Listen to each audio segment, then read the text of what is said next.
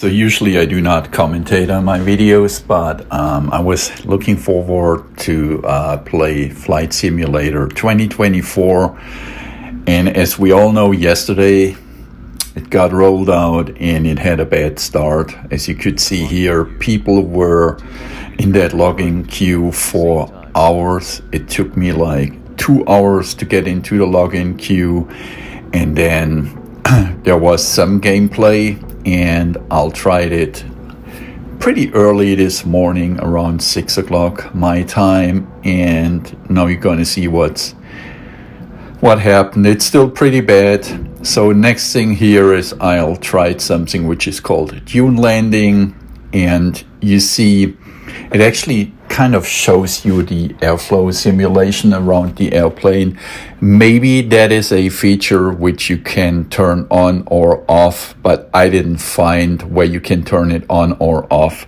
For sure, I didn't want it because it's just distracting.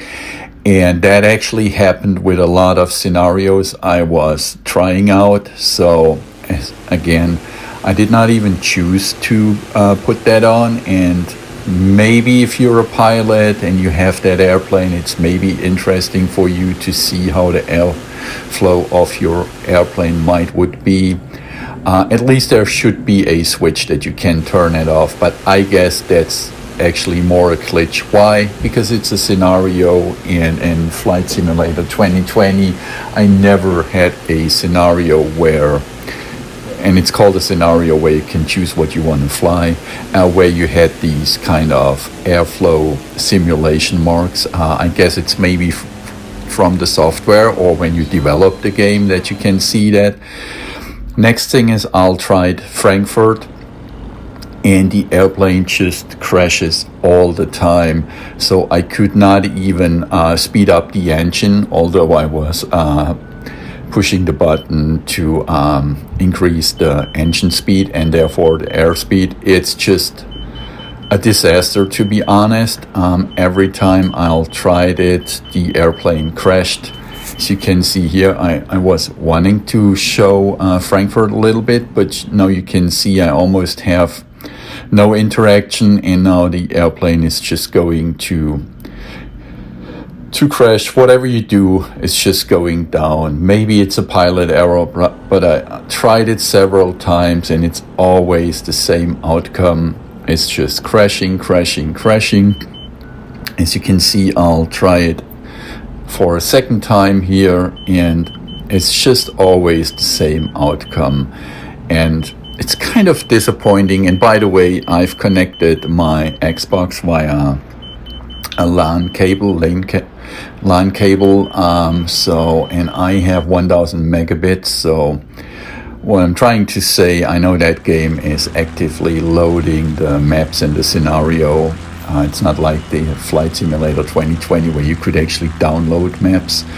And the quality is still bad, although I have a pretty fast connection. Now I tried what they call the photo mode, where you could like make a photo of a giraffe or whatever in Africa, and you see I still have that weird glitch around my airplane, which I find extremely disturbing. And as I said, I didn't even turn that on, and it's just really no fun actually. You see, if there wouldn't be these airflow simulation stripes, or however you want to call it, the landscape would actually look pretty good, and the bushland here, the loading time for the scenario would be actually awesome. So I would actually have enjoyed to find a giraffe or whatever kind of animal you could find here. By the way, I didn't find one because I was so distracted by these weird green stripes. That would be actually pretty cool. And next scenario I want to show after this one, I guess it's either Budapest or Vienna. I guess it's Vienna. Vienna, I had the same problems.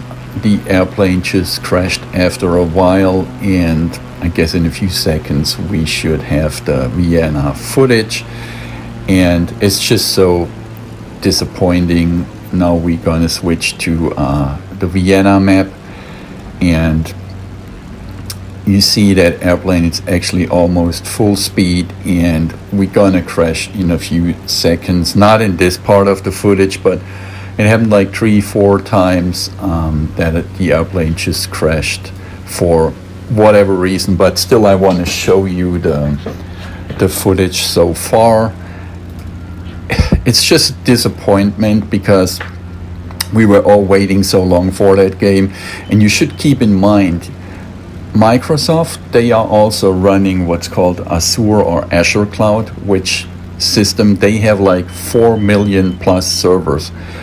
So it cannot be a server problem. I guess it's more a problem like we had with Cyberpunk and other games which are released just premature, and we are like the guinea pigs for these big companies. Now, I've read some comments and people said, yeah, that's usual if you have a big game like this. No, it is not. Just imagine you would buy a new car and the brakes would not work and you would crash like every other corner. I'm pretty sure our tolerance would be 0, but whenever it comes to games, we always find an excuse like why it's not working. Well, then they should just wait maybe another half year or so before they roll it out, or they should roll it out in stages like, I don't know, tier 1, tier 2, tier 3, 4, 5, whatsoever, just to test out the software. And to be honest, I don't need a Call of Duty like every year. The best Call of Duty I still remember is Call of Duty World War II. It had a rough start, but it's gotten pretty fast better. But since that, a lot of software is pretty bad. Even Bethesda new games are not that good, at least from the start, which makes one actually wonder if you should become more a retro gamer. Beside that, you see here the potential of the game. If it would work, it's actually fine, and I'm pretty sure they're gonna fix it down the road. But still, I think it's not acceptable that every time a new game launches, we just get such a bad product. Because, as I said before, it's just with software we are so tolerant. Let's just say you buy a new dishwasher and it would stop always right in the middle, not washing your dishes, for instance. Or you buy a radio and it would skip every other song. I mean, you would return it right away. But if it comes to a software product, we have such a high tolerance, and it's just like becoming the standard that you expect actually that it's going bad.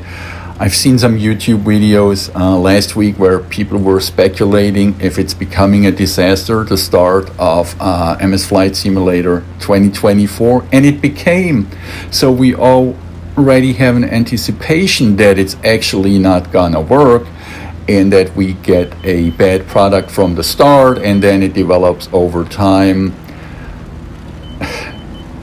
maybe 1 or 2 years, and then you have a fine game and you can play that game. It's maybe just me, but I think that's really not acceptable. And then now these games are $70 per game, so it's just super frustrating. Next footage, and I'll leave you alone with that now. It's also Vienna. I just recorded what I could. After the Vienna footage, I show a little bit footage of Budapest. And in Budapest, you have to watch the traffic, because what you can see, I try to follow the cars. Actually, you see sometimes they drive on the wrong side of the road, as if they would drive in England. And Budapest, of course, as we know, they are not driving on the same side like on England. And then you can see in the same footage that it's switching the traffic to the mode where the traffic is actually driving on the right side, so on the correct side of the street. So that is just maybe a minor disappointment, and they maybe change it, but it's just really frustrating. And at the end of the video, I'm showing you footage of the Black Forest that is actually from the state I'm originally from before I moved to the state. It's pretty awesome, the Black Forest area in the state called Baden-Württemberg.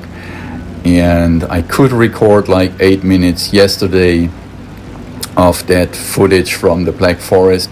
And to be honest, the footage I recorded yesterday was actually better quality than the footage I could record today, one day after the release. So I'm not sure why that happened. Also, you can see the water here. It's not really correct. And then I was expecting a lot of ship traffic on the, I guess that's the Danube River here. And it's not, but they promised there would be a lot of ship traffic and maybe even lifetime original, like where the original ship would be at that time of the moment. I could not find it. So I'm pretty sure it's getting better, but what I do not like, it's actually that it's an online only game.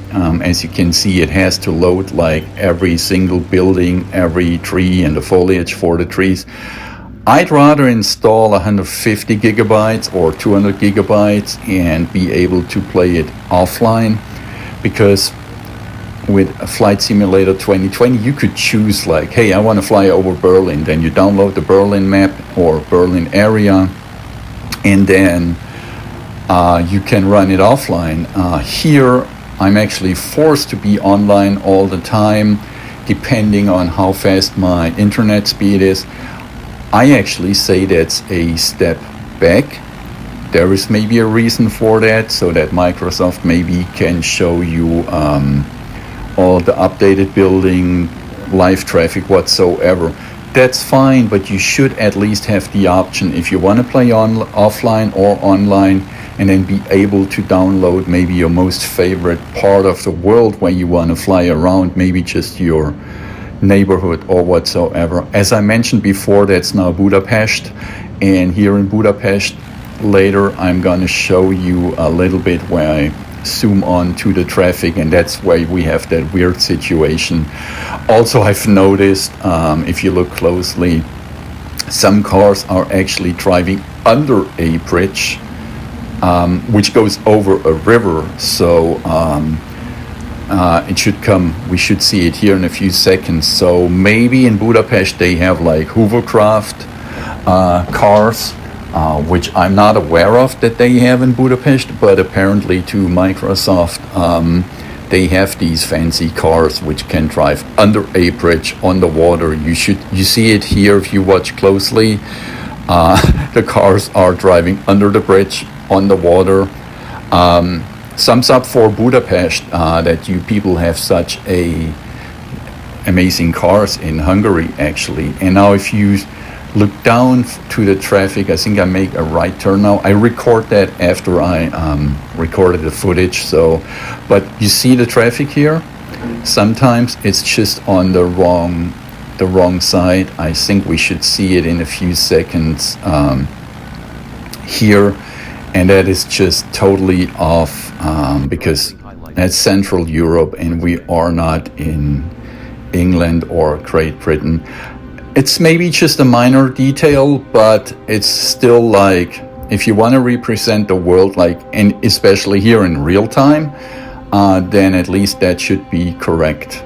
And now it's the Black Forest, one of the most beautiful areas in Germany. If you ever come to Germany and you have the chance to visit the Black Forest, you should go there. Of course, we all know the Black Forest cake, but also the bacon at the Black Forest is awesome, the Cuckoo's Clock and all of that stuff. But the mountain area and the Black Forest itself and the cuisine, it's just fine. Thanks for watching.